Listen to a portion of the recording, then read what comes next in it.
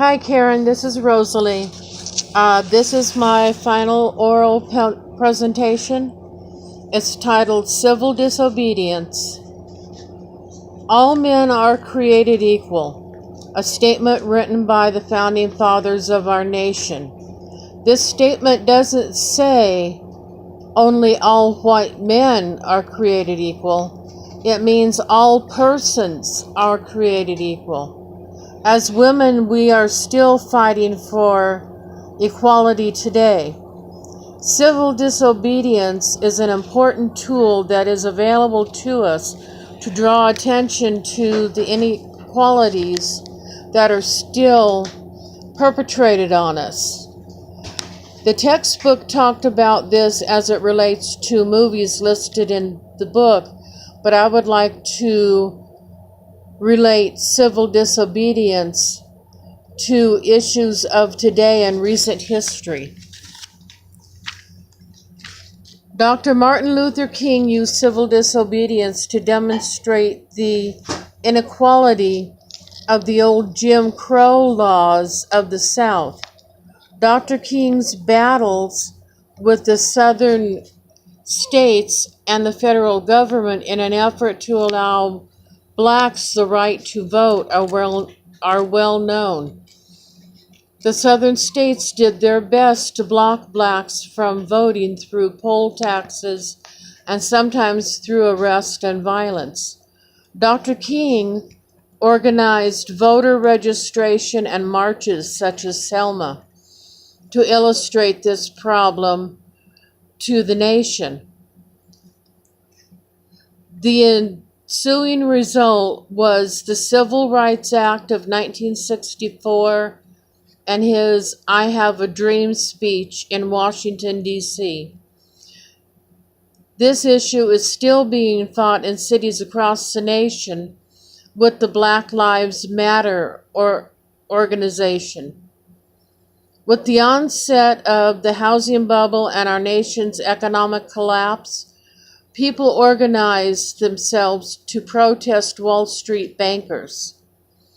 The organized sit-in in Central Park in New York City is a good example of civil disobedience today.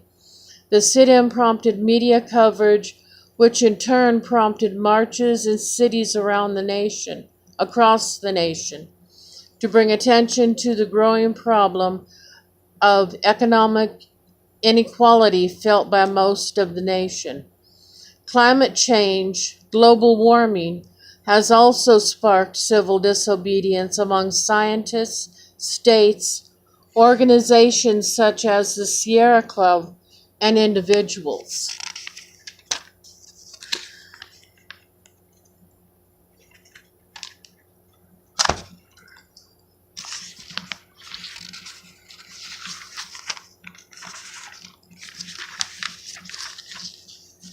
Scientists, individuals, and organizations have brought media attention to the problem of global warming.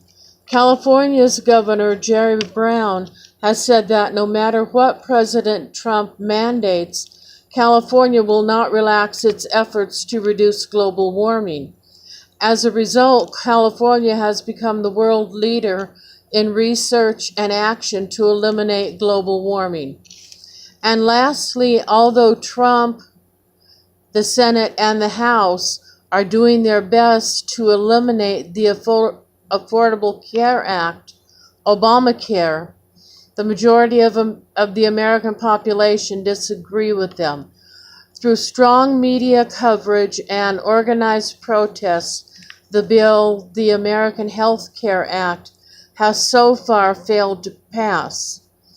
These issues, civil rights for blacks, economic inequality, health care for all, especially the poor, and global warming, has been greatly assisted by the media. The media has been the greatest tool in bringing light to these issues for not only our nation, but the world. The world watches what we do and how we do it. So civil disobedience has become a world standard and how to bring about peaceful, nonviolent change. I think Locke would be proud to see this nation at work and how we use civil disobedience to bring attention to our issues of inequality. Okay, that's it. Here is the oral exam. For question 1, the terms that I used in my 10-page paper are hard determinism and philosophy, because that's what my paper related to. Number 2, deductive,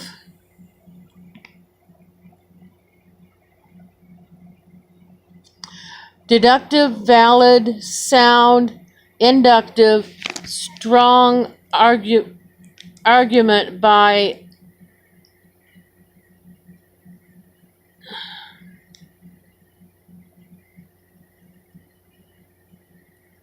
I'm sorry, I'm having a hard time reading this.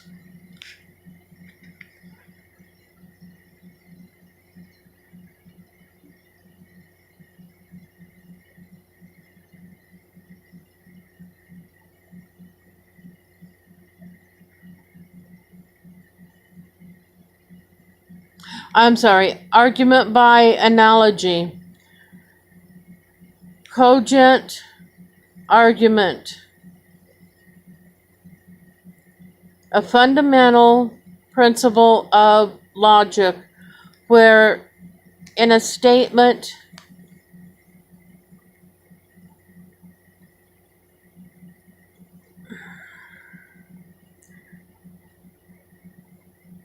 and its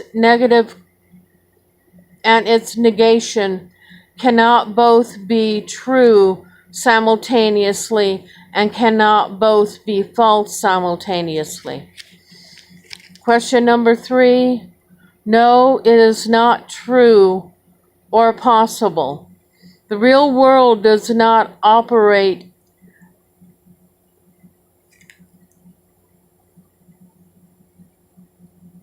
in a computer program,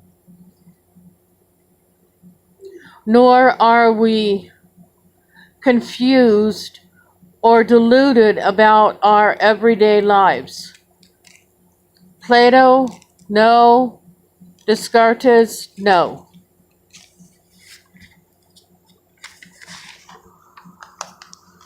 I missed question 4. Question 5. God is God Almighty. There isn't any one argument in the book that supports my concept of God. Possibly Paley.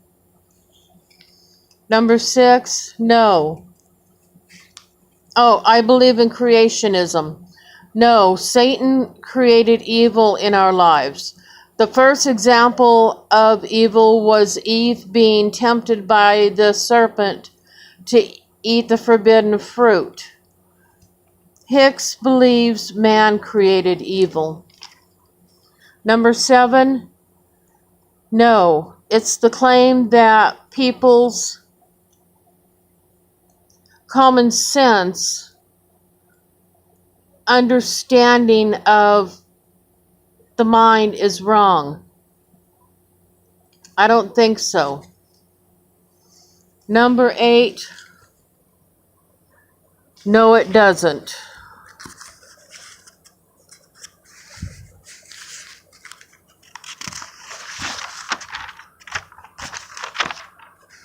Number 9, kind of.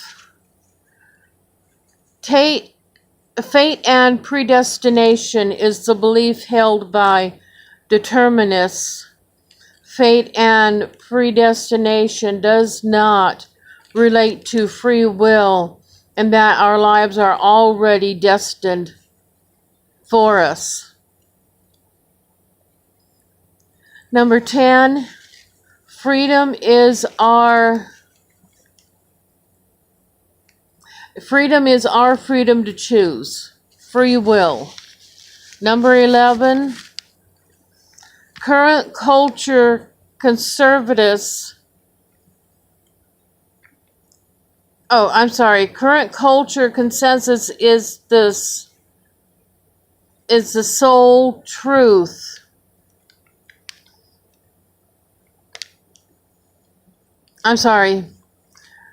Current culture consensus is the sole truth maker for any ethically significant statement.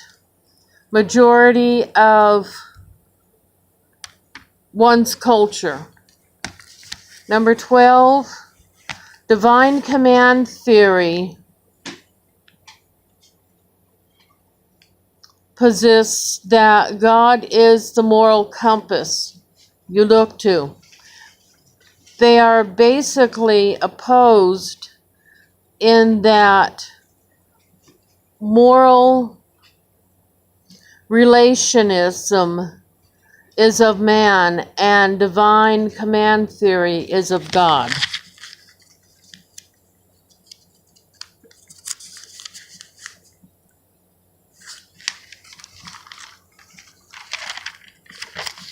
Okay, number 13, by today's law, legality.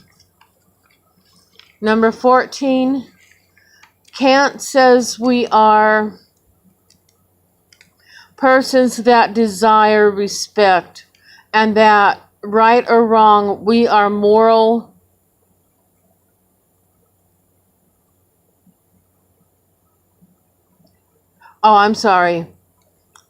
Kant says we are persons that desire respect, and that right or wrong, we are the moral decisions that we do or don't make.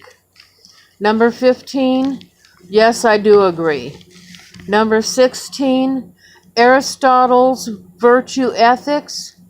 Aristotle saw ethics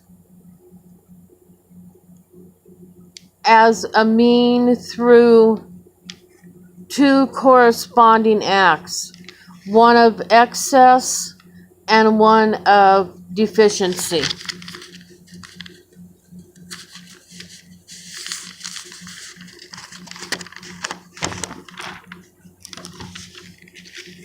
Number 17, Hobbes would be in favor of civil disobedience. I'm not too sure about Locke. One time when civil disobedience was necessary was during the civil rights movement of the 50s and 60s. Number 18, yes, without government there would not be any written laws for society to follow. Everyone would be free to do whatever they wanted with no consequences. This is according to me. Number 19, what was the most difficult part of this class? Reading the textbook. It was very long, very dry reading. And what was the most important philosophical concept I learned this semester? Number 20, I reconnected with my belief in God.